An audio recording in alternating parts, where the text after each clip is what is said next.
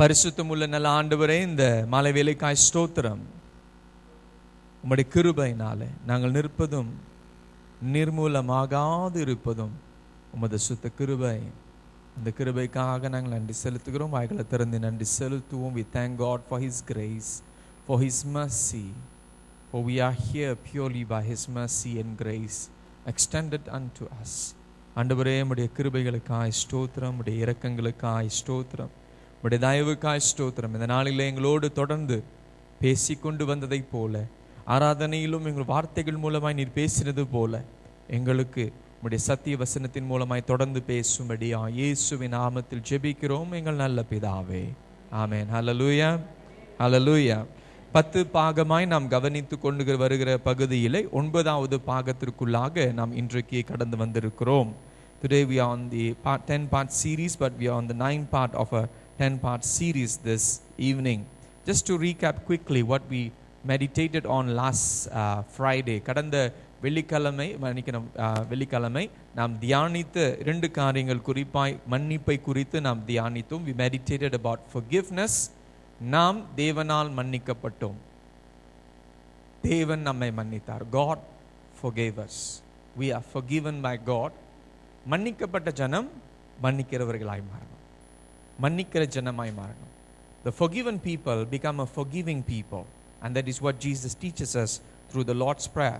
Today we will begin with the theme of God my protector. தேவன் என்னை பாதுகாக்கிறவர் என்ற தலைப்பிலே, குறிப்பாய் மத்தேயு 6ஆம் அதிகாரம் 13வது வசனத்தில் முதல் பகுதியை மாத்திரம் நாம் கவனிக்கும்படியாக இருக்கிறோம். வாசிக்க கேட்போம். மத்தேயு 6ஆம் அதிகாரம் 13வது வசனம் முதல் பகுதி. Matthew chapter 6 verse 13, the first part.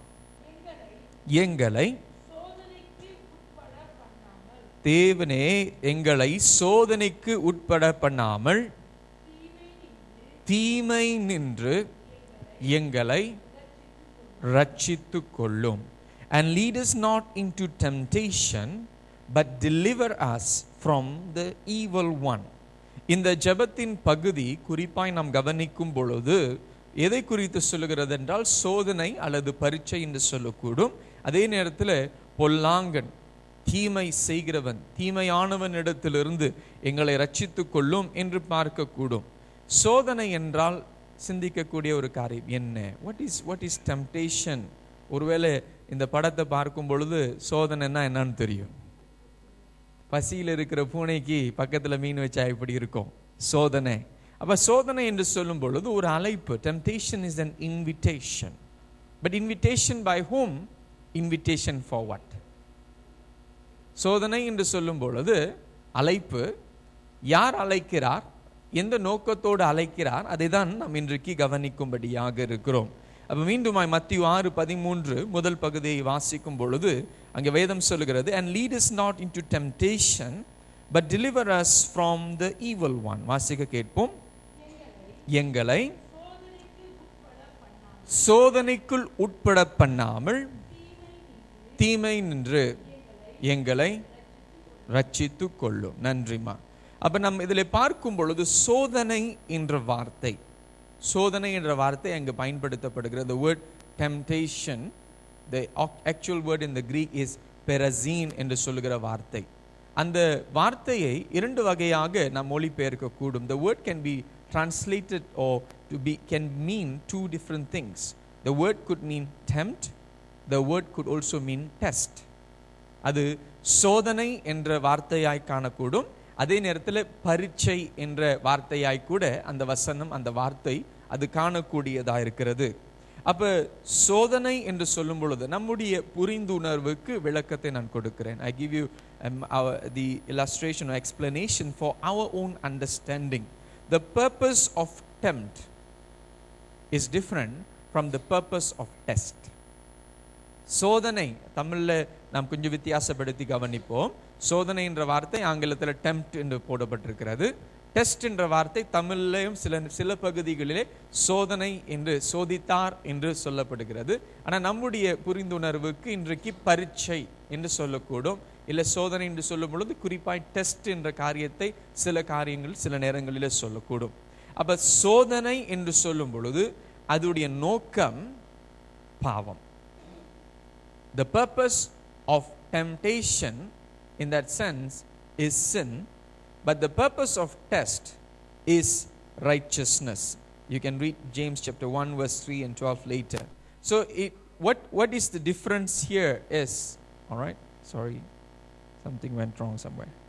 Okay, அதோடைய வித்தியாசம் என்னவென்றால், அந்த ஒரே சூழ்நிலை, ஒரே காரியம், அதிலிருந்து வெளியே ஆகிறது பரிசுத்தவானா பாவியா. The same situation, the same context, out of the same situation and context, who comes out? Does the saint come out or does a sinner come out? அதே சூழ்நிலை தேவன் பயன்படுத்துவார், அதே சூழ்நிலையிலும் பிசாசு செயல்படக்கூடும். யோபினுடைய வாழ்க்கையை நாம் பார்க்கிறோம். We see the example in the life of Job. It makes sense. God was involved, yet the devil was also involved. தேவனுடைய நோக்கம் என்ன? யோபை புடமிடும்படியாய். அது பிறகு கவனிப்போம். ஆனா பிசாசுடைய நோக்கம் என்ன? எப்படி இவனை பாவம் செய்ய வைக்கலாம், தேவனுக்கு விரோதமாய் செயல்படலாம் என்ற அந்த நோக்கத்தோடு செயல்பட்டான் என்று நாம் பார்க்கிறோம். So we find that Satan tempts us to get the worst out of us, but God tests us to get the best out of us. பிசாசு நம்மை சோதிக்கும் பொழுது நம்முடைய வாழ்க்கையில் இருக்கிற மோசமான காரியங்கள், பாவங்கள் வெளியாகும்படியாக அவன் நம்மை சோதிக்கிறான். ஆனால் தேவன் நம்மை பரீட்சை பார்க்கும் பொழுது நம்மிடத்தில் இருக்கிற சிறந்தவைகள் செயல்படும்படியாய், வெளிப்படும்படியாய் கர்த்தர் செயல்படுகிறதை நாம் பார்க்கிறோம். அப்ப தொடர்ந்து பார்க்கும் பொழுது தேவன் சோதிப்பாரா? Does God tempt? பாவம் செய்யும்படியாக தேவன் சோதிப்பாரா? நிச்சயமாகவே இல்லை. யாக்கோபு 1 அதிகாரம் 13வது வசனம், இது உங்களுடைய நோட்ஸ்லயும் இருக்கிறது. ஒருவேளை நீங்கள் திருப்பிக் கொள்ளக்கூடும் முடியவில்லை என்றால் அந்த நோட்ஸ்ல நீங்கள் வாசித்துக் கொள்ளலாம். Alright, யாக்கோபு 1:13 சொல்லுகிறது. James chapter 1 verse 13 says, when tempted, no one should say, God is tempting me. யார் சோதிக்கிறாரா? தேவன் என்னை சோதிக்கிறார். For God cannot be tempted by evil, nor does he tempt anyone. வாசிக்க கேட்போம். சோதிக்கப்படுகிற எவனும் நான் தேவனால் சோதிக்கப்படுகிறேன் என்று சொல்லாதிருப்பானாக. தேவன் பொல்லாங்கினால் சோதிக்கப்படுகிறவர் அல்ல, ஒருவனையும் அவர் சோதிக்கிறதும் அல்ல. அப்ப என்ன நோக்கத்தோடு சொல்லுகிறார் என்றால், பாவம் செய்யும்படியாய் தேவன் செயல்படவே மாட்டார். God never tempts anyone, tests anyone with the purpose or the motive to make us to sin. பாவத்தில் விழும் பொழுது, பாவம் செய்யும் பொழுது நாம் அதற்கு பொறுப்பாளியாக இருக்கிறோம். இப்ப என்ன சொல்லுகிறான் இந்த மனுஷன்? நான் தேவனை சோதித்து விட்டா, God has tempted me, அதனால தான் நான் பாவம் செஞ்சிட்டேன். இது உண்மையா? இது நம்மை நாம் தப்பித்துக் கொள்ளும்படியான ஒரு சிந்தை. God does not tempt you to sin, he challenges you to righteousness. தேவன் நம்மை பாவம் செய்யும்படியாய் தூண்டுவதில்லை, பரிசுத்த நீதி உள்ள வாழ்க்கை வாழும்படியாய் தான் கர்த்தர் நம்மை நடத்துகிறார். இது ஆபிரகாமுடைய வாழ்க்கையில கவனிக்கக்கூடிய ஒரு காரியம். ஆதியாகமம் 22 அதிகாரம் 1 வசனத்தில் வாசிக்கும் பொழுது இந்த சம்பவத்தை நாம் பார்க்கிறோம். இது உங்களுடைய நோட்ஸ்ல இல்லாத ஒரு காரியம். In Genesis chapter 22 verse 1 we find here it says, sometime later God tested Abraham. He said to him, Abraham, here I am, he replied. அதோடைய சம்பவம் அநேகருக்கு ஒருவேளை தெரிந்திருக்கலாம். தன்னுடைய சொந்த மகனை பலி செலுத்தும்படியாய் தேவன் அந்த கட்டளை சொல்லுகிறார். அவர் செய்யும்படியாய் வரும் பொழுது கர்த்தர் அதை தடுத்து நிறுத்துகிறதை பார்க்கிறோம். ஆனால் அந்த வசனத்தை வாசிக்கும் பொழுது, தமிழில் வாசிக்கும் பொழுது அந்த வார்த்தை என்ன சொல்லுகிறது? வாசிங்கள். ஆதியாகமம் 22:1. இந்த காரியங்கள் நடந்த பின்பு தேவன் ஆபிரகாமை என்ன செய்தாரா?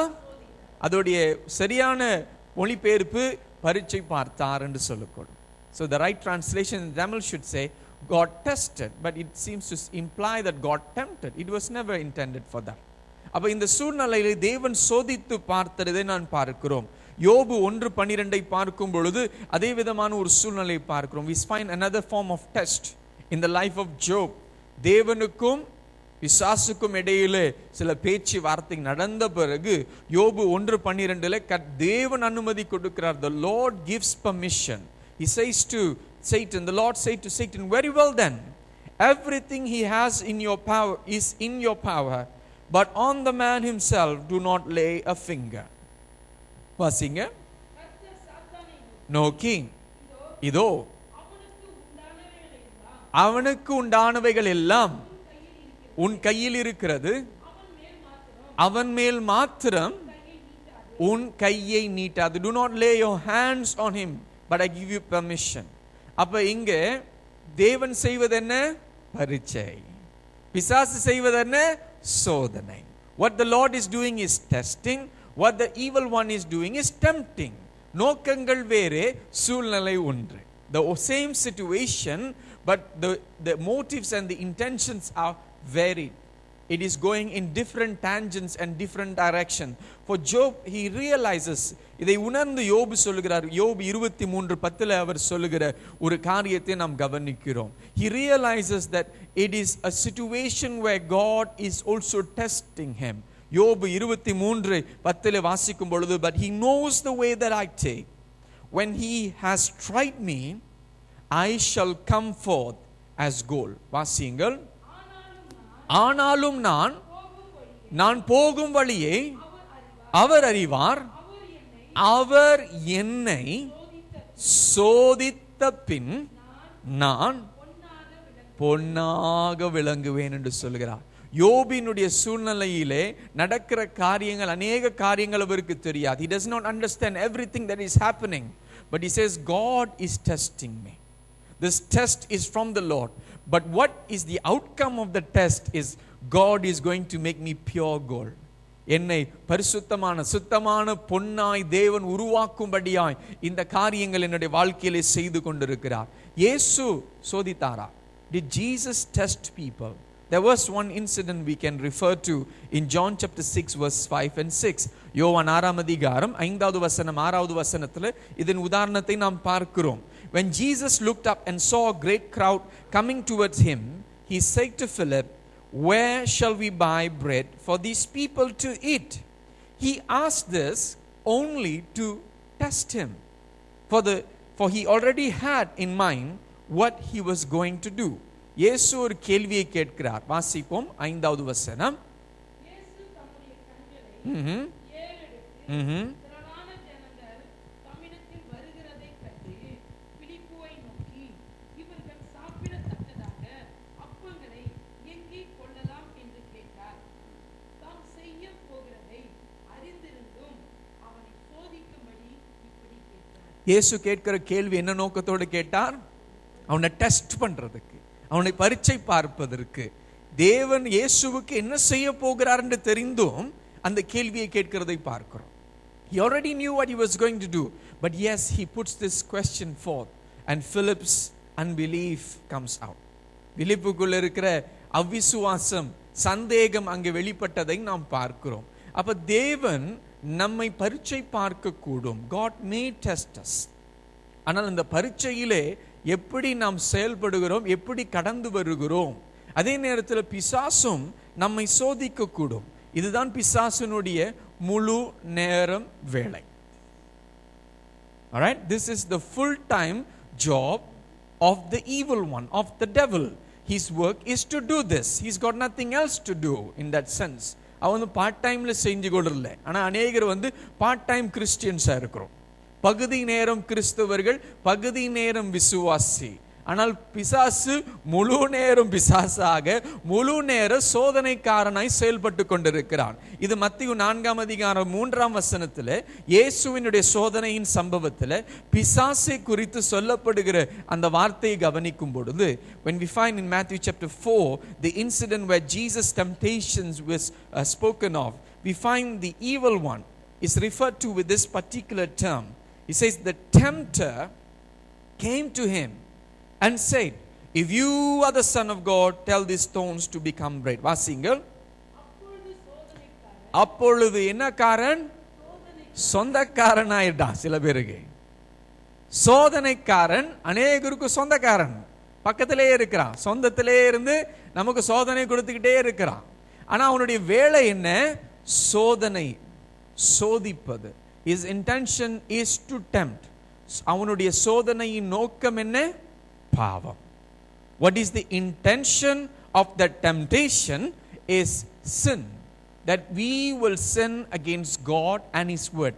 தேவனுக்கு விரோதமாகவும் அவருடைய வார்த்தைக்கு விரோதமாகவும் நாம் எதிர்கொண்டு செயல்படும்படியாய் பிசாசினுடைய நோக்கமாய் இருக்கிறது. நாம் யோசிக்கும் பொழுது ஆமா, பிசாசு அவனுடைய வேலை அதுதான் செய்யணும். That is the work of the evil one. அவன் செய்யறத செஞ்சுக்கிட்டு இருக்கட்டும், அவனுக்கும் நமக்கும் சம்பந்தம் இல்லைன்னு நம்ம நினைக்கலாம். We may think we have no relationship with him, we don't have to think about him. ஆனால் அந்த பிசாசினுடைய தந்திரங்களை, பிசாசினுடைய கிரியைகளை நாம் அறிய வேண்டுமா? 2 கொரிந்தியர் 2ஆம் அதிகாரம் 11வது வசனத்திலே வாசிக்கும் பொழுது அதை குறித்த ஆலோசனை தேவ வசனத்தின் மூலமாய் வருகிறது. Should I be concerned about the work of the evil one? Should I take care? Should I even care to think about what the evil one does? What is the work of the tempter? In 2 Corinthians chapter 2 verse 11 says, in order that Satan might not outwit us, might not overcome us, might not defeat us, for we are not unaware of his schemes. வாசியுங்கள். சாத்தானால் நாம் என்ன ஆயிருவோமா? மோசம் போயிருவீங்க. அதான் வசனம் சொல்லுகிறது. என்ன போயிருவோம்? மோசம் போயிருவீங்க. பக்கத்துல பார்த்து சொல்லுங்க, நீங்க மோசம் போயிடாதீங்க. நீங்க அழகா சொன்னீங்கம்மா, கேட்டுச்சு எனக்கு. அது அவங்களுக்குள்ள இருக்கட்டும். அப்ப பாருங்க, பிசாசு நம்மை மோசம் போகும்படியா அவன் திருடவும் கொல்லவும் அழிக்கவுமே வருகிறானே அன்றி வேற ஒன்றுக்கும் வரான். He comes to steal, to kill and to destroy, for nothing else. That is his purpose. அவனுடைய நோக்கம் என்ன? எல்லோரும் மோசம் போகணும். நான் நரகத்துக்கு போனாலும் தனியா போக கூடாதுன்னு நினைக்கிறான். எப்படி நினைக்கிறான்? நான் நரகத்துக்கு போக போறேன், தனியா போக கூடாது, ஒரு கூட்டத்தோடு நான் போகணும்னு நினைக்கிறான். அந்த கூட்டத்துல நாம் இருக்கக்கூடாதுன்னு நம்ம நினைக்கிறோம். அவன் நினைக்கிறான் எல்லாரும் மோசம் போயிடணும். அந்த வசனத்தை மீண்டும் வாசிங்க. போகாதபடிக்கு, அவனுடைய பிசாசின் அந்த வஞ்சகத்திற்கு நாம் விழுந்துராதபடி, அவனுடைய சோதனையிலே நாம் அகப்பட்டிராதபடி அப்படி செய்தேன். அவனுடைய தந்திரங்கள் நமக்கு தெரியும்னு சொல்றாரு.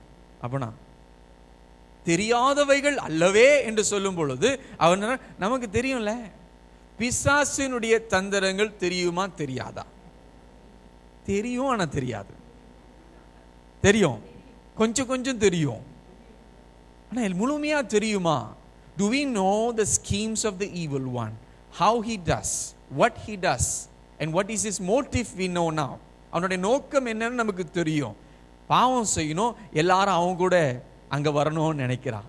ஆனா அவன் செயல்கள் எப்படி செயல்படுகிறான், எப்படி வஞ்சிக்கிறான், how he tempts today, எந்த வகையில செயல்படுகிறான், அவன் அனுபவசாலி. He is very experienced in deception, in temptation. He began very early. Eden தோட்டத்தில் ஆரம்பித்த அந்த சோதனைக்காரன் இன்றும் இன்றையும் சோதித்து கொண்டிருக்கிறான். He continues to tempt. So we are fighting a spiritual battle. ஒரு ஆவிக்குரிய யுத்தத்திலே நாம் கலந்து கொண்டிருக்கிறோம். மாம்சத்தோடும் இரத்தத்தோடும் நமக்கு யுத்தம் இல்லை. எபேசியர் 6:12 வாசிக்கிறோம். For our struggle is not against flesh and blood, but against the rulers, against the authorities, against the powers of this dark world, and against the spiritual forces of evil in the heavenly realms. அவனுடைய தந்திரங்கள் ஆவிக்குரிய தந்திரங்கள். They are spiritual schemes that we cannot see with our physical eyes. அநேக நேரங்களிலே ஏன் மாதிரி கண்ணாடி போட்டா கூட நிறைய காரங்க தெரியாது. You may wear spectacles like me, but yet you cannot see spiritual warfare. We need discernment. ஆவிக்குரிய பகுத்தறிவு நமக்கு தேவை. அவனுடைய தந்திரங்கள், பிசாசு இத்தனை ஜனங்களை இவ்வகையிலே சோதிக்கிறான், எப்படி செயல்படுகிறான், எப்படி ஜனங்களுடைய இருதயத்திற்குள்ளாய் சிந்தைக்குள்ளாக தன்னுடைய அம்புகளை விட்டு விட்டு செயல்பட்டு கொண்டிருக்கிறான். How the evil one is at work, we need to become aware. வாசிங்கள் எபேசியர் 6:12 மீண்டுமாய். ஏனெனில் மாம்சத்தோடும் இரத்தத்தோடும் அல்ல, துரைத்தனங்களோடும் அதிகாரங்களோடும் இப்பிரபஞ்சத்தின் அந்தகார லோகாதிபதிகளோடும் வானமண்டலங்களில் உள்ள பொல்லாத ஆவிகளின் சேனைகளோடும் நமக்கு போராட்டம், யுத்தம் உண்டு. மாம்சத்தோடும் இரத்தத்தோடும் அல்ல. அப்ப சோதனைக்காரனுடைய வேலை சோதிப்பது, பாவம் செய்ய வைப்பது. ஆனால் சோதிக்கப்படும் பொழுது தேவனை குறை சொல்லக்கூடாது, அதான் வசனம் சொல்லுகிறது. ஆனா சோதிக்கிறவன் அவன் செய்கிறத சரியா செய்யறான். ஆனா நாம் பாவத்துல எதனால விழுகிறோம்? Why do we fall into sin? அதே யாக்கோபு 1 13 முதல்ல வாசித்தோம். இப்ப 14 வாசிக்க கவனிப்போம். In James chapter 1 verse 14 it says, but each person is tempted when they are dragged away by their own desire and enticed. வாசிங்கள். அவன் தன் யாருடைய இச்சையினாலே? சுய இச்சையினாலே இழுக்கப்பட்டு சிக்குண்டு சோதிக்கப்படுகிறான். சோதனைக்காரனுடைய வேலை சோதிப்பது.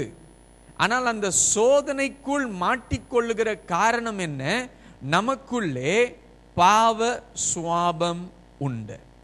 The tempter tempts, that is his role, that is his work, he does it well. But why do we fall into sin? Why do we fall into temptation? Because there is the sinful nature within us, the fallen nature that chooses sin over God, that has the choice to choose. தீர்மானம் தேர்வு செய்யும்படியான அந்த விடுதலை கர்த்தர் கொடுத்திருக்கிறார். அந்த தேர்வு செய்கிற திராணியை கர்த்தர் கொடுத்திருக்கிறார். அப்ப வேதம் சொல்லுகிறது, நாம் நமக்குள்ள இருக்கிற இச்சையினாலே இழுக்கப்பட்டு மாட்டிக்கொள்கிறோம். அந்த படத்துல அதான பார்க்கிறோம். பிசாசு என்ன போட்டிருக்கான்? பணத்தை போட்டு இழுக்கிறான். பணத்தை போட்டு ஒரு விசுவாசி அப்படியே அவன் பக்கமா திருப்புகிறதை நாம் பார்க்கிறோம். அப்ப இந்த நாட்களிலே நாம் நிற்கலாம், யோசிக்கலாம், ஐயோ நான் ஆண்டவருக்குள்ள இருக்கிறேன், நான் சர்ச்சுக்கு வரேன், நான் பலமா இருக்கிறேன், நான் பயப்பட வேண்டிய அவசியம் இல்லை. I am a believer, I'm attending church, I'm doing well, so I don't have to worry. இதெல்லாம் சபைக்கு வராம இருக்கிறாங்களே, அவங்களுக்கு சொல்லப்படுகிற வசனங்கள் நாம் சொல்லலாம். உண்மையா? இல்ல. யாருக்கு? அதனால தான் நீங்க உட்கார்ந்து இருக்கோம். ஆண்டவரே பேசுங்க ஆண்டவரே. ஒருவன் தன் நிற்கிறவன் என்று எண்ணினான். இதுதான் வசனம் சொல்கிறது. 1 Corinthians chapter 10 verse 12. So if you think, you feel, you're confident, you are standing firm, be careful that you don't fall என்று வசனம் சொல்கிறது. வாசியுங்கள். இப்படி இருக்க தன்னை நான் நிக்கிறம்பா, என் மாதிரி விசுவாசி, என் மாதிரி நல்ல ஒரு மனுஷன், அங்கி போட்ட பாஸ்டர் யாரோ இல்லை, நான் பிசாசுக்கு எதிர்த்து நிற்பேன், நான் நிற்கிறேன் என்று ஒருவன் நினைத்தான். வசனம் வாசிங்க மீண்டுமாய். இப்படி இருக்க தன்னை நிற்கிறவன் என்று எண்ணுகிறவன் விழாதபடிக்கு எச்சரிக்கையா இருக்க கடவன் என்று வேதம் நம்மை எச்சரிக்கிறதை பார்க்கிறோம். So if you think that you're standing firm, be careful that you don't fall. This is what we call as spiritual pride. ஆவிக்குரிய பெருமை. இது வெளியே தெரியாது, அமைதியா இருக்கும். எருமை வெளியே தெரியும், பெருமை தெரியாது. நமக்குள்ளே மறைஞ்சிக்கிட்டு சில நேரத்தில் மறைமுகமான மாயமான தாழ்மையிலே வெளிப்பட ஆரம்பிக்கும். Spiritual pride is very dangerous. It's very subtle. It's within us. It works inside of us.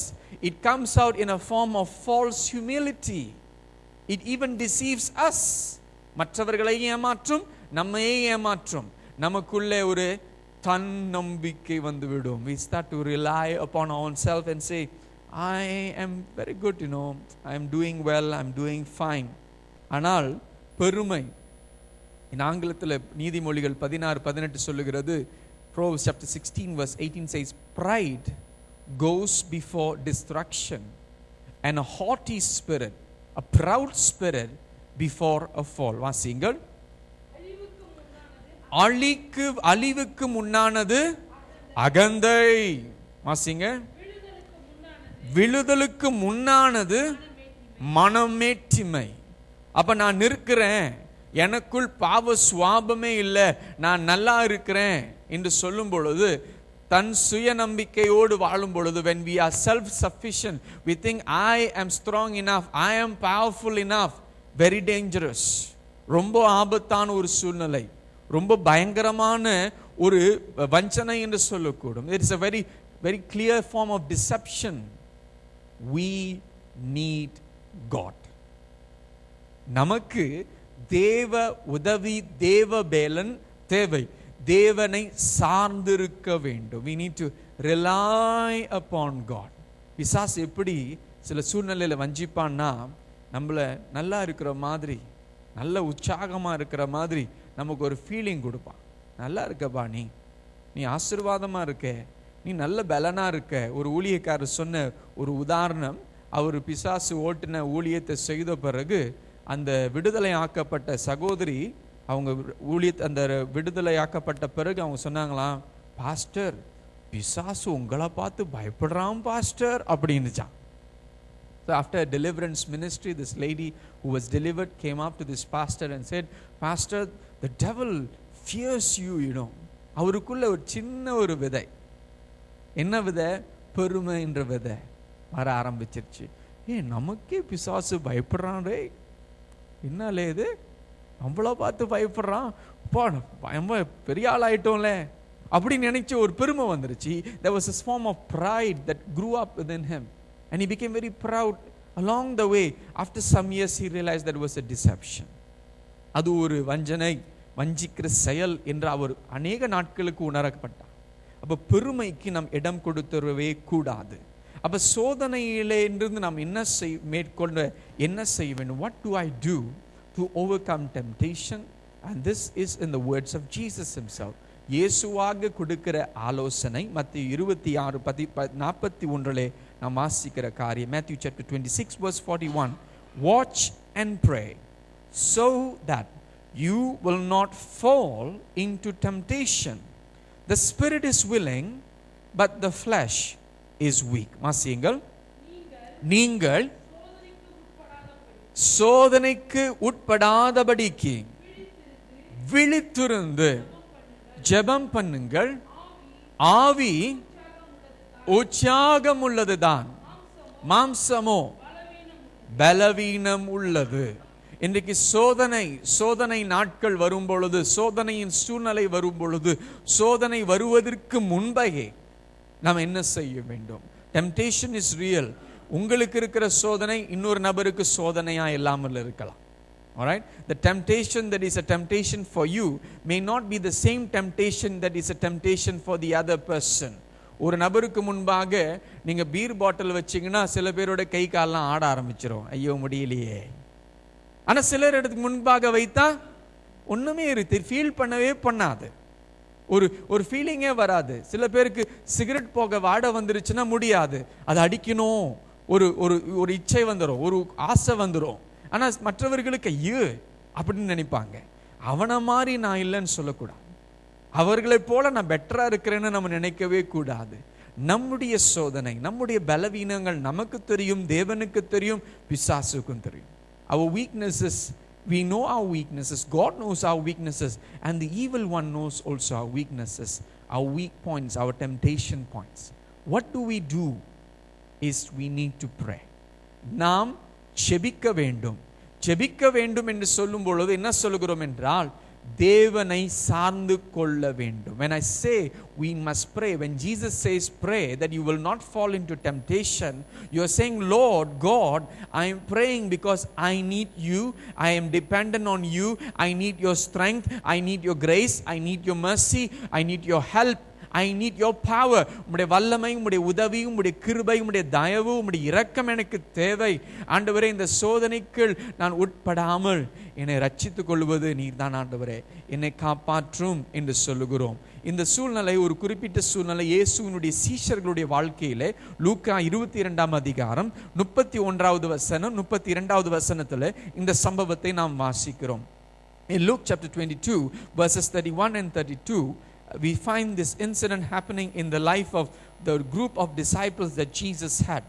And here he says, Simon, Simon, Satan has asked to sift all of you as wheat. வாசியுங்கள் 31. பின்னும் கர்த்தர் சீமோனே சீமோனே, இதோ கோதுமையை சிலையினால் குடைக்கிறது போல சாத்தான் உங்களை குடைக்கிறதற்கு உத்தரவு கேட்டுக்கொண்டார். பிசாசு யாரை சோதிக்கும்படியாக? சீமோனை சோதிக்கும்படியாக, யோபை சோதிக்கும்படியாய் அனுமதி கேட்டதை போல தேவனிடத்தில் அனுமதி கேட்டிருக்கிறார். யாரை சோதிக்க? சீமோன் பேதுருவை சோதிக்க. The evil one, Satan, has now come and asked permission from God to tempt Simon Peter. And God has permitted. தேவன் அதற்கு அனுமதி கொடுத்திருக்கிறார். இல்லைன்னா ஏசு சொல்லியிருப்பார், நான் முடியாதுன்னு சொல்லிட்டேன் அப்படின்னு சொல்லியிருப்பார். சொல்லல, ஓகேன்னு சொல்லிட்டு 32வது வசனத்தில் இயேசு செய்கிற காரியத்தை பார்க்கிறோம். In verse 32 we find that God has given permission that Simon Peter will be tempted by Satan but tested by God. But God, Jesus, the Lord, has done something very beautiful. வாசியுங்கள். நானோ உன் விசுவாசம் ஒடிந்து போகாதபடிக்கு உனக்காக வேண்டிக் கொண்டேன். நீ குணப்பட்ட பின்பு உன் சகோதரரை ஸ்திரப்படுத்து. So he says, but I have prayed for you. ஜெபியுங்கள் என்று சொன்னவர் மாத்திரமே அல்ல, ஜெபிக்கிறவராய் காணப்படுகிறார். He was not someone who only said pray, but he prayed. He prayed for Simon Peter that when he falls into temptation, God will enable him to recover and return back to God. தேவனிடத்தில் மீண்டுமாய் திரும்பி வரும்படியாக ஒரு மனமாற்றம் அடைந்து மற்றவர்களை பலப்படுத்துகிறவராய், பெந்தேகோஸ் நாளிலே பிரசங்கிக்கிறவராய் கர்த்தர் மாற்றப்படும்படியாய் ஜெபத்தில் விதைக்கிறதை பார்க்கிறோம். இன்றைக்கு சோதனையிலே விழுகிறவர்கள் நாம் பார்க்கும் பொழுது அவனை பார்த்து நம்ம கிண்டல் பண்றதோ கேலி பண்றதோ குறை சொல்லுகிறதை விட்டு அவர்களுக்காக ஜெபிக்க, இயேசுவை போல் ஜெபிக்க கற்றுக்கொள்ளலாம். When we see people falling into sin and temptation, that we do like Jesus. We do not complain and criticize them, but rather be like Jesus and pray for them. ஆண்டவரே, இவர்களை காப்பாற்றும், இந்த சோதனையிலிருந்து காப்பாற்றும், இந்த பாவத்திலிருந்து இந்த இச்சையிலிருந்து இவர்களை காப்பாற்றும் என்று அவர்களுக்காக நாம் ஜெபிக்கலாம். சங்கீதக்காரனாகிய தாவீது ஜெபிக்கிற அந்த ஜெபம் அப்படிதான். Psalmist David also prays like that. He's saying, Lord, keep your servant also from willful sins. May they not rule over me. Then I will be blameless, innocent of great transgression. வாசியுங்கள். சங்கீதம் 19:13. துணிகரமான பாவங்களுக்கு உமது அடியேனை விலக்கி காரும், அவைகள் என்னை ஆண்டு கொள்ள ஒட்டாதிரும், அப்பொழுது நான் உத்தமனாகி பெரும் பாதகத்துக்கு நீங்களாய் இருப்பேன். அப்ப தேவன் சொல்லுகிற காரியம் ஜெபம். சோதனையிலிருந்து மேற்கொள்வதற்கு முதல் நாம் ஸ்தாபிக்க வேண்டிய நம்முடைய வாழ்க்கையில ஜெபம். To overcome temptation, we need to invest into prayer. Invest our life into prayer. சோதனைகளை விழுவதற்கு முன்பே நாம் ஜெபிக்க ஆரம்பிக்க விடலாம். ஆண்டவரே, இன்றைக்கு எங்களை சோதனைக்குள் உட்பிரவேசிக்க பண்ணாமல் இன்னும் நாம் ஜெபிக்கிறோம். We pray preventive prayers. Before temptation comes, we are asking God for strength and grace. Not in the midst of temptation, yet God will help if we do pray. but it is wiser to pray beforehand. இந்த சோதனை வருவதற்கு முன்பே மலாயில் சொல்லுவாங்க sediakan payung sebelum hujan, jangan cari payung masa hujan, tara jumpa, susah. Okay, அப்ப நம் பாவத்தில் விழுவதற்கு முன்னே, சோதனை வருவதற்கு முன்னே ஜெபிக்கும்படியாய் நமக்கு கற்றுக் கொடுக்கிறது. அப்ப முதல்ல 1 கொரிந்தியர் 10:12 வாசித்தோம். ஒருவன் தன்னை நிற்கிறவன் என்று எண்ணினால் அவன் விழாதபடிக்கு எச்சரிக்கையா இருக்க கடவன். alright, இப்ப 13வது வசனம் சொல்லுகிறது சோதனை குறித்து இன்னும் விளக்கம் கொடுக்கப்படுகிறது. in verse 13 of 1 Corinthians 10 we find here it says, no temptation has overtaken you except what is common to mankind, and God is faithful, he will not let you be tempted beyond what you can bear, but when you are tempted he will also provide a way out so that you can endure it. வாசியுங்கள். மனுஷருக்கு நேரிடுகிற சோதனையே அல்லாமல் வேறே சோதனை உங்களுக்கு நேரிடவில்லை. தேவன் உண்மை உள்ளவரா இருக்கிறார். எல்லாருக்கும் வர சோதனை தான் உங்களுக்கும் வருது. ஆனா உங்களுக்கு கொஞ்சம் ஸ்பெஷல் அட்டென்ஷன் பிசாசு கொடுப்பான். ஏன்னா நீ தேவ பிள்ளைகளை எப்படி விழ வைக்கலாம், அவன் ரொம்ப அதிக கவனமா, அவன் கூட்டத்தில் இருக்கிறவன் அவன் விழ வைக்க தேவையில்லை, விழுந்துட்டாங்க. அவன் கூட்டத்தில் இல்லாதவர்கள் விழ வைக்கணும். ஆனால் தேவன் வசனம் சொல்கிறது உண்மை உள்ளவராயிருக்கிறார். ஹல்லேலூயா, அதுதான் நம்முடைய அஸ்திபாரம். God is faithful, we can trust him. அவரை நம்பலாம். அவர் உண்மை உள்ளவராக இருக்கிறார். அவர் உண்மையா உள்ளவராக இருந்து என்ன செய்வார்? வாசியுங்கள். உங்கள் திராணிக்கு மேலாக நீங்கள் சோதிக்கப்படுகிறதற்கு அவர் இடம் கொடாமல் சோதனையை தாங்கத்தக்கதாக சோதனையோடு கூட அதற்கு தப்பிக்கொள்ளும்படியான போக்கையும் உண்டாக்குவார். சோதனை அனுமதிக்கிறார், அவருடைய பரீட்சையாக நமக்கு அனுமதிக்கிறார். God allows temptation, but he allows us it as a test, but he gives us the grace and the strength, and he doesn't allow it to crush us and destroy us. நம்மை அழிக்க விடவே மாட்டார். அவரிடத்துல ஜெபிக்கிற, அவரை நாடுகிற, அவரை சார்ந்து இருக்கிற தேவ பிள்ளைகள் அழிந்து போக மாட்டார்கள். சில நேரத்தில் நினைப்போம், ஐயோ அழிஞ்சிருவோம் ஐயா. ஆனா ஆண்டவருக்கு தெரியும் நம்முடைய பலத்திற்கு மேலாக அவருக்கு ஞானம், அவருடைய ஞானம் விசேஷ ஞானம். We think sometimes that this is the limit, but then we get surprised by God when we realize, wow God, I never thought I can overcome that. நான் அதை கடந்து செல்லுவேன், அதை மேற்கொண்டு வருவேன், எனக்கு தெரியல. ஆண்டவருக்கு நம்முடைய உண்மையான திராணி தெரியும். God knows our real ability, the strength that he has given us. அந்த சோதனைக்குள் வரும்பொழுது when he gives us the grace to bear, but when we are tempted he will also provide a way out. தப்பிச் செல்ல வழி செய்வார், அதை தாங்கி சுமந்து கடந்து செல்ல பலன் தருவார். He gives us grace and the strength to overcome, so we can trust him, he is faithful. தொடர்ந்து அந்த ஜெபத்தினுடைய 2வது பகுதி மத்தேயு 6:13 வாசிக்கும் பொழுது, சோதனைக்குள் உட்பட பண்ணாமல் எங்களை தீமையினின்று ரட்சித்துக் கொள்ளும். Deliver us from evil. That is the prayer, the second part of the prayer that we find. The word says evil one. தமிழ்ல வாசிக்கும் பொழுது என்ன சொல்லுகிறது? தீமை நின்று, அதோடைய உண்மையான கிரேக்க மொழியில வாசிக்கும் பொழுது தீமை செய்கிறவன் நின்று. பிசாசு தான் தீமை செய்கிறவன், சோதனைக்காரன் என்று வசனத்திலே வாசிக்கிறோம்.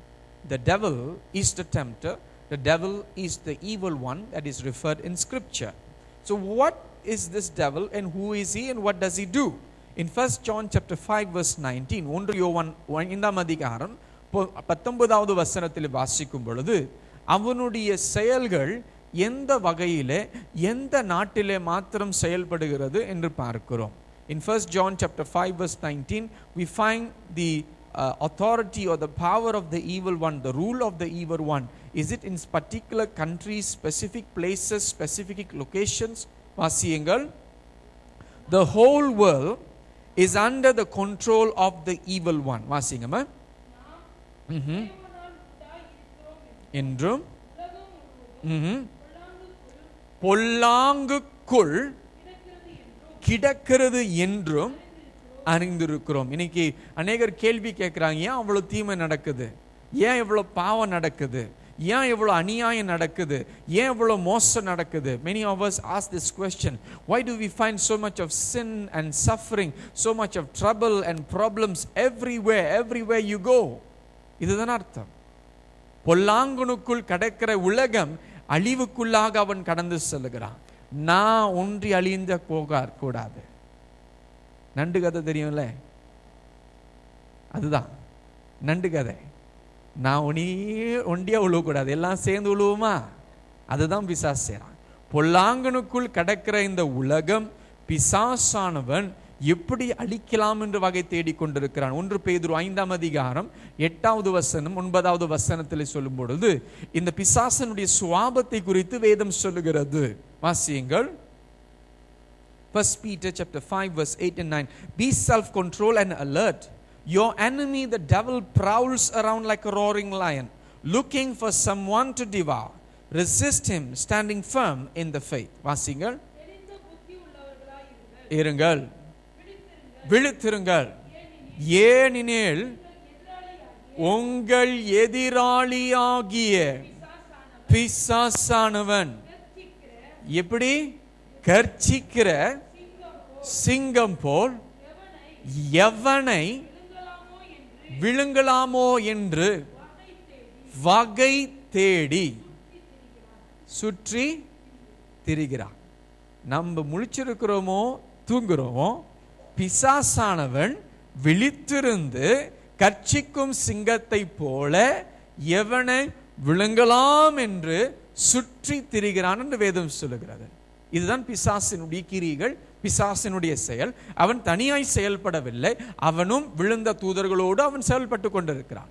The evil one is at work. He's prowling around like a roaring lion, waiting and looking forward to someone to devour. He does not do it alone. He does it with all the fallen angels together with him. So this is spiritual warfare. இதுதான் ஆவிக்குரிய யுத்தம். ஆனா அநேகருக்கு எதிரி பிசாசு இல்ல, மனுஷன். Many of us do not see the devil as the real enemy. We see human beings, one another, as the real enemy. In boxing they say shadow boxing. They boxing, shadow boxing என்று சொல்லும் பொழுது ஷேடோவை பார்த்து box பண்ணுவாங்களாம்.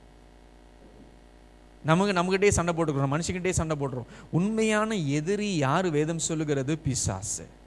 மாம்சத்தோடு ரத்தத்தோடும் உங்களுக்கு யுத்தம் இல்லை. ஆனால் எல்லா இடத்துலையும், குடும்பத்தில் பாருங்க, சபைகளில் பாருங்க, வேலை இடத்துல பாருங்க, யாரு கூட சண்டை போட்டுட்டு இருக்கோம்னா மனுஷனோட தான் சண்டை போட்டுக்கிட்டு இருக்கோம். நமக்குள்ள ஒரு தெளிவு வரணும். We must come to a realization we are fighting the wrong enemy.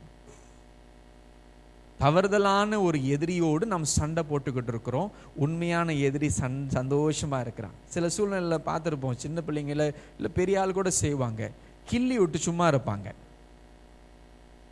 அடி வாங்குறது வேற ஆளா இருக்கும். உண்மைதானே?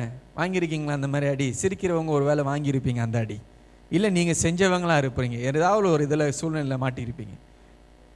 சின்ன பிள்ளையில செஞ்சுருக்கிறீங்க, கோல்டன் சர்க்கிள்லையும் செய்யலாமா? ட்ரை பண்ணி பாருங்க. பாருங்க, கிள்ளி விட்டு தெரியாத மாதிரி இருந்துருவாங்க. அடி போட்டுக்கிறது, சண்டை போட்டுக்கிறது வேற ஆளா இருப்பாங்க. பிசாசானவன் கர்ச்சிக்கும் சிங்கத்தை போல எவனை விழுங்கலாம் என்று சுற்றி திரிகிறான். அவன் தான் உண்மையான எதிராளி. He is the real enemy. So we need to understand this. And the Bible says that this present age is an evil age.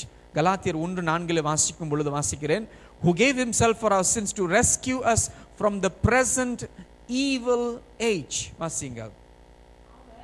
அவன் நம்மை இப்பொழுது இருக்கிற பொல்லாத பிரபஞ்சத்திலிருந்து, இப்பொழுது இருக்கிற பிரபஞ்சம் எப்படிப்பட்ட பிரபஞ்சமா? பொல்லாத பிரபஞ்சம். It is a very evil age. It is an very evil world in that sense. So the devil is prowling around like an evil one, like a roaring lion, to devour, to destroy, to kill, to steal. அவன் செயல்பட்டு கொண்டிருக்கிறான். பிசாசானவன் செயல்பட்டு கொண்டிருக்கும் பொழுது நாம் ஜெபிக்கிற ஜெபம், எங்களை தீமை நின்று ரட்சித்துக் கொள்ளும். Deliver us from the evil one. Deliver us, O Lord. But the tactic of the devil, today. I found this very interesting and amusing. It says, if the devil can't make you bad, he will make you busy. பிசாசானவன் இன்ற நாட்களில் நம் பாவம் செய்ய வைக்க முடியலன்னா கூட நம்ம பிஸி ஆக்கிடுவான். தமிழில் பிஸி என்ற வார்த்தைக்கு ஒன்றும் கண்டுபிடிக்கல, ஆனால் நம்ம தான் ரொம்ப அதிகமாக அந்த வார்த்தையை பயன்படுத்துகிறோம். பிஸி. கடவுளுடைய காரியம், தேவனுடைய காரியம், ஜெபம், ஆவிக்குரிய வளர்ச்சி என்று சொல்லும் பொழுது அநேகர் சொல்லக்கூடிய வார்த்தை பிஸி. ரொம்ப பிஸி ஆண்டவரே, நேரம் இல்லை, ஆண்டவருக்கே நேரம் இல்லை, நேரம் கொடுக்கிறவருக்கே நேரம் இல்லைன்னு சொல்லுகிறோம். The one who gives us time, we say there's no time. But that is also the deception of the evil one. அது பிசாசு செய்கிற ஒரு காரியமாக இருக்கிறது. மற்ற காரியம் பிசாசு என்ன செய்கிறான் என்று பார்க்கும் பொழுது மத்திய 13:19 வாசிக்கும் பொழுது இந்த வசனம் சொல்லுகிறது. Matthew chapter 13 verse 19 says, when anyone hears the message about the kingdom and does not understand it, the evil one comes and snatches away what was sown in their heart. வாசியுங்கள். ஒருவன் ராஜ்யத்தின் வசனத்தை கேட்டும் உணராது இருக்கும் பொழுது பொல்லாங்கன் என்ன வருவான்? வந்து யாருடைய இருதயத்தில்? வசனத்தை கேட்கிறவனுடைய இருதயத்தில் விதைக்கப்பட்டதை என்ன செய்றான்? பறித்து கொள்கிறான். He steals the word of God from the hearts of people. யோசித்து பாருங்க, நீங்க இங்க வந்து நல்ல வசனத்தை கேட்டு ஆசீர்வதிக்கப்பட்டு ஜெபத்தெல்லாம் முடிச்சுட்டு வெளியே போன பிறகு பிசாசு வந்து என்ன செய்யறான்? வசனம் சொல்லுகிறது, உங்களுடைய இருதயத்தில் இருக்கிற வசனத்தை அவன் திருடிட்டு போயிடுறான். இப்படிதான் நடக்குது. அதனால தான் ஒருவேளை நோட்ஸ்லாம் கொடுக்குறோம் போல. இருதயத்தில் இல்லாமல் போயிருந்தா அட்லீஸ்ட் நோட்ஸ்லயாவது இருக்குமே. ஆண்டவரே, படிப்பாங்களா? மறுபடியும் இருதயத்திற்குள்ள வருமா? ஆனால் இருதயம் கொழுந்திட்டு எரிக வேண்டும் என்றால் தியானிக்க வேண்டும். we must meditate.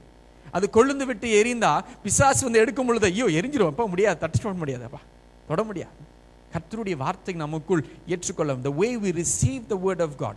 அவன் உணராமல் இருக்கும் பொழுது பிசாசானவன் திருடிக் கொள்கிறான். when he does not understand, and that is when the evil one snatches. But when you understand and receive with obedience, so this is the work of the evil one. He does not want people to repent and obey the word of God. தேவ வசனத்திற்கு கீழ்ப்படிந்து மனம் திரும்பும்படியாய் பிசாசானவன் விரும்புவது இல்லை. இது அவனுடைய செயல். அடுத்தபடியாக அவன் செய்கிற காரியம் 2 கொரிந்தியர் 4:4 சொல்லப்படுகிறது, the god of this age has blinded the minds of unbelievers so that they cannot see the light of the gospel that displays the glory of Christ. வாசியுங்கள். தேவனுடைய சாயலாய் இருக்கிற கிறிஸ்துவின் மகிமையான சுவிசேஷத்தின் ஒளி அவிசுவாசிகளாகிய அவர்களுக்கு பிரகாசமாயிராதபடிக்கு இப்பிரபஞ்சத்தின் தேவனானவன் அவருடைய மனதை குருடாக்கினான். He has blinded the minds of unbelievers. மனக்கண்களை குருடாக்குகிறவனாய் அவன் செயல்படுகிறான். வசனத்தை திருடுகிறான், கட்சிக்கும் சிங்கத்தை போல் சுற்றி திரிகிறான், மனக்கண்களை குருடாக்கி கொண்டிருக்கிறான். இவன் தான் உண்மையான எதிரி. He is the real enemy. He is the true enemy. இன்றைக்கு நாம் மனிதர்களோடு போராடி கொண்டிருக்கிறோம். இவன் மாற மாட்டான், இவன் திருந்த மாட்டான், இவனும் மோசமானவன் சொல்லிக்கிட்டு இருக்கோம். நம்ம குடும்பத்தின் அங்கத்தினர்களாய் கூட இருக்கலாம். அவர்களுக்காக ஜெபிக்கிறோம், ஜெபிக்க ஆரம்பிக்கணும். We must continue to pray. ஆண்டவரே, மனம் திரும்புகிற இருதயத்தை தாங்க.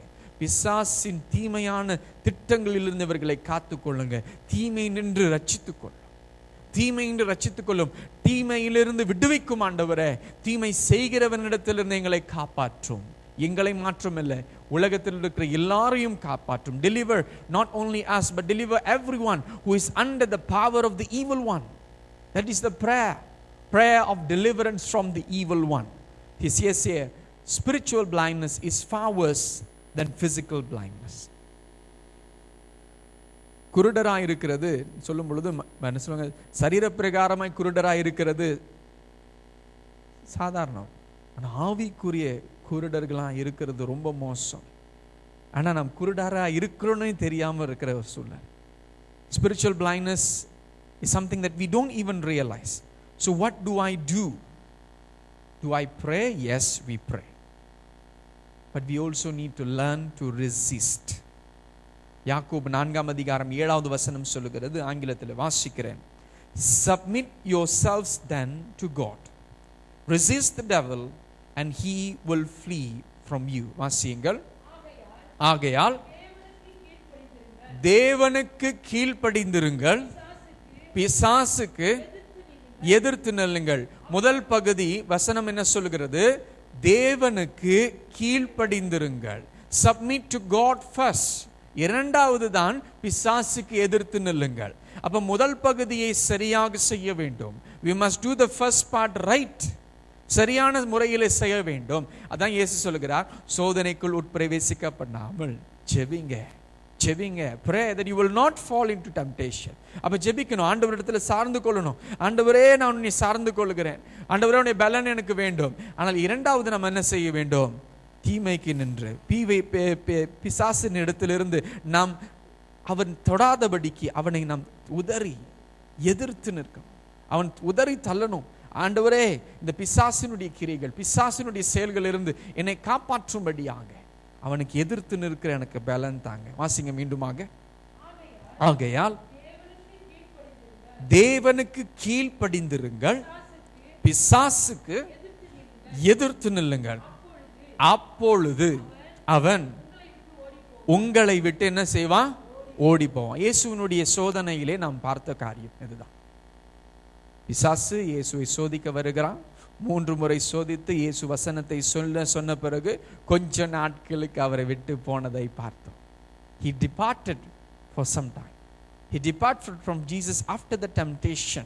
வருகிற ஜூலை மாதம் 5 வெள்ளிக்கிழமை நாம் குறிப்பிட்ட இயேசுவினுடைய சோதனைகளை நாம் தியானிக்கும்படியாக இருக்கிறோம். After we finish this sessions on the month of July on 5 Fridays, we will look at the temptations of Jesus and how Jesus overcame the temptation.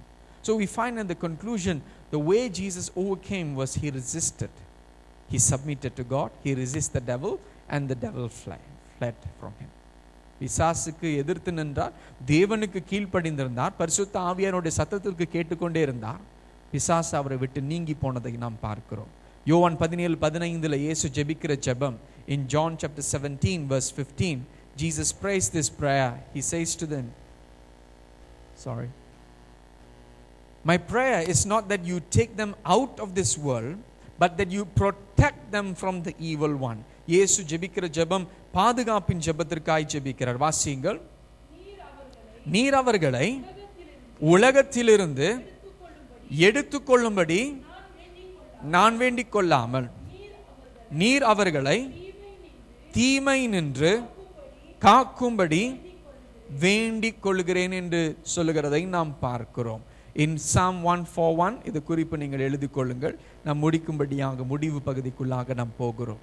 இந்த ஜெபம் நம்முடைய பாதுகாப்பின் ஜெபம். This is prayer for our protection. ஆனால் எதிலிருந்து பாதுகாக்கப்பட வேண்டும்? சோதனை.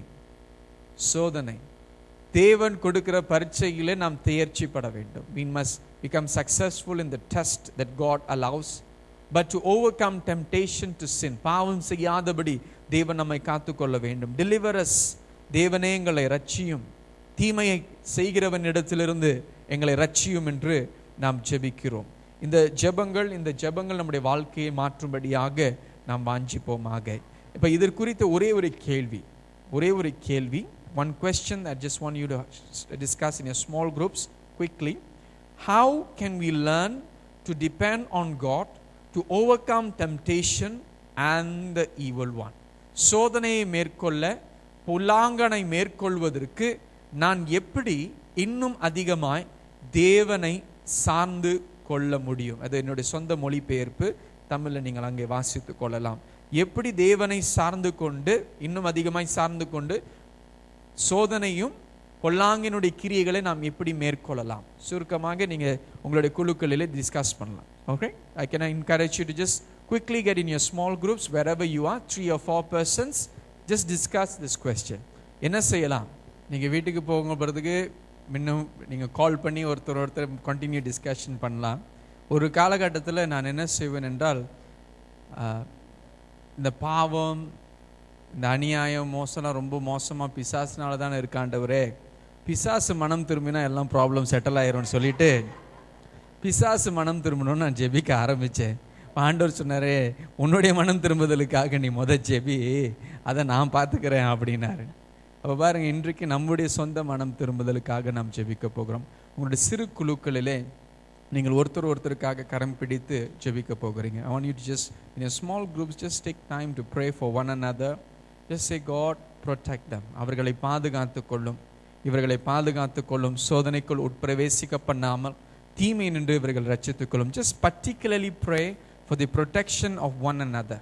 அவர்கள் இரத்தத்தினாலே கழுவப்பட வேண்டும், பரிசுத்தமாக்கப்பட வேண்டும்.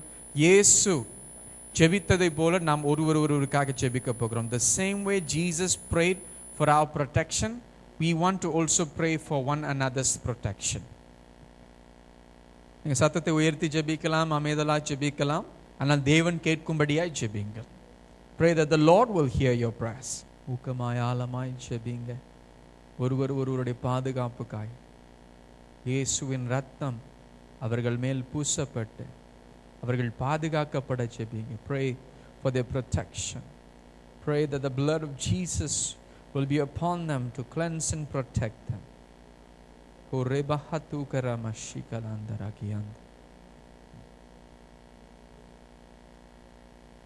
இரத்த கோட்டைக்குள்ளே நான் நுழைந்து விட்டேன், இனி எதுவும் அணுகாது, எந்த தீங்கும் தீண்டாது.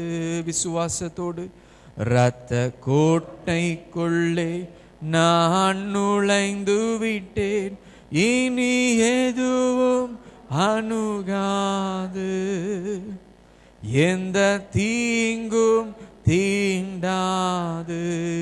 நம்முடைய வலது கரங்களை எடுத்து நம் தலைமையில் வைத்து சொல்வோமா? நேசரின் ரத்தம் என் மேலே நெருங்காது சாத்தான், நேசரின் ரத்தம் நெருங்காது சாத்தான், பாசமாய் சிலுவையில் பலியானார், பாவத்தை வென்று விட்டார். பாசமாய் சிலுவையில் பலியானார், பாவத்தை வென்று விட்டார். இரத்த கோட்டைக்குள்ளே நான் நுழைந்து விட்டேன், இனி எதுவும் அணுகாது, எந்த தீங்கும் தீண்டாது. மீண்டுமாய் சொல்லுவோம். இரத்த கோட்டைக்குள்ளே இனி எதுவும் அணுகாது, எந்த தீங்கும் தீண்டாது, எந்த தீங்கும் தீண்டாது. தேவன் நம்மை பாதுகாக்கிற தேவன், நம்மை காக்கிற தேவன்.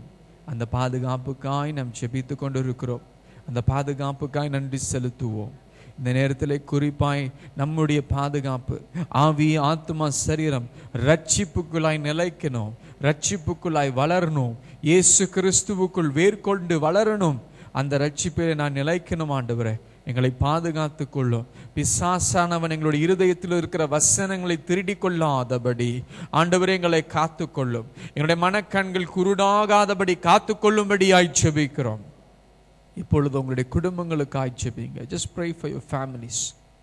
குடும்ப சூழ்நிலையிலே போராட்டம், நிம்மதி இல்லை, சமாதானம் இல்லை, மனவேதனையோடு வந்திருக்கிறீங்க.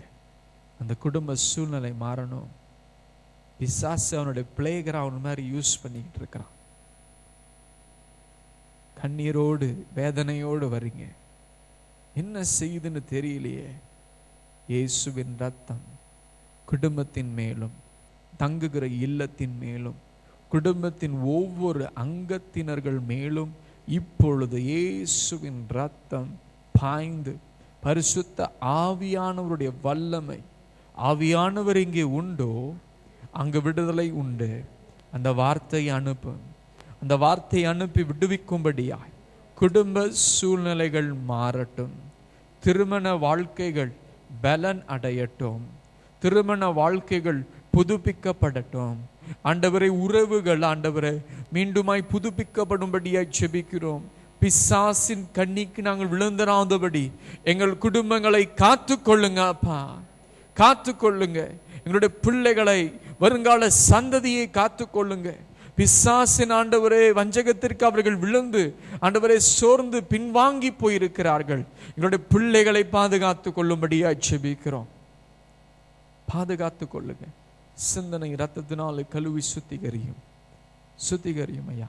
இந்த நாளிலே எங்களை பாதுகாக்கிற தேவனே உமக்கு நாங்கள் நன்றி செலுத்துகிறோம்.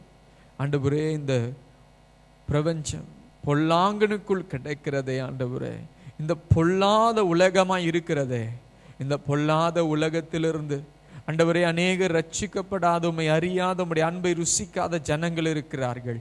அவர்களுக்காக இந்த நேரத்திலே மன்றாடுகிறோம். ஒவ்வொருவரும் நீங்கள் அறிந்த ஆண்டவரை அறியாத நபர்களுக்காக குறிப்பாய் ஜெபிங்க. தேவனை அவர்களையும் ரட்சியும் என்று ஜெபிங்க.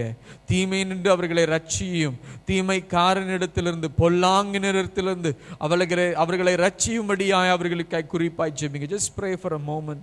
Pray for those who do not know the love of Jesus, those who have not come to faith in Jesus Christ, that they will experience deliverance from the evil one. Yes, pray for a breakthrough. இந்த நபர்கள் அவர்கள் எங்கே இருந்தாலும் அவர்கள் இருதயங்களுக்குள்ளாய் கர்த்தருடைய வார்த்தை கொழுந்து விட்டு வெளியே செய்யும். தரிசனங்கள் மூலமாய், சொப்பனங்கள் மூலமாய், உம்முடைய ஊழியர்கள் மூலமாய், உம்முடைய தெய்வ பிள்ளைகள் மூலமாய் அவர்களோடு பேசும்படியாய் ஜெபிக்கிறோம். மனக்கண்கள் திறக்கப்படுவதாக ஜெபிக்கிறோம். We pray the minds of the unbelievers will be open, Lord, that they will experience your love, your grace and your mercy. We pray for a breakthrough. We pray for a breakthrough. Thank you, Lord. ஆவிக்குரிய யுத்தத்திற்காக நாங்கள் எதிர்த்து நின்று ஜெபிக்கிறோம். அதிகமான போராட்டங்கள், அதிகமான எதிர்ப்பின் மத்தியில் நாங்கள் சார்ந்து கொள்வது உம்மை மாத்திரமே ஆண்டவரே. உம்மை சார்ந்து கொள்கிறோம். ஜெயம் கொண்டவர் நீர் ஆண்டவரே. ஜெயம் கொண்டவரை நாங்கள் சார்ந்து கொள்கிறோம். சோர்ந்து போகும் பொழுதெல்லாம் உம்மை நாங்கள் ஆண்டவரே சார்ந்து கொள்கிறவராய் நாங்கள் ஜீவிக்க எங்களுக்கு கிருபை செய்வீராய் என்று ஜெபிக்கிறோம். மீண்டுமா இந்த நாளிலே நாங்கள் நன்றி செலுத்துகிறோம். வந்திருக்கிற ஒவ்வொரு ஜனங்களுக்காய் கிருபையாய் நன்றி செலுத்துகிறோம். உம்முடைய இரக்கங்களுக்காக நன்றி செலுத்துகிறோம். கிருபைகளுக்காய் ஸ்தோத்திரம் செலுத்துகிறோம் தகப்பனே. ஒவ்வொரு பிள்ளைகளை கர்த்தர் ஆசீர்வதியும், ஒவ்வொருவரையும் தொடர்ந்து பாதுகாத்து கொள்ளும். அவர்கள் சோதனைக்குள் உட்பிரவேசிக்க பண்ணாமல் தீமை நின்று, தீமை செய்கிறவன் பொல்லாங்கினிடத்திலிருந்து இவர்களை ரட்சித்து காத்து நடத்தும்படியாக இயேசு கிறிஸ்துவின் நாமத்தில் ஜெபிக்கிறோம் எங்கள் நல்ல பிதாவே. ஆமென்.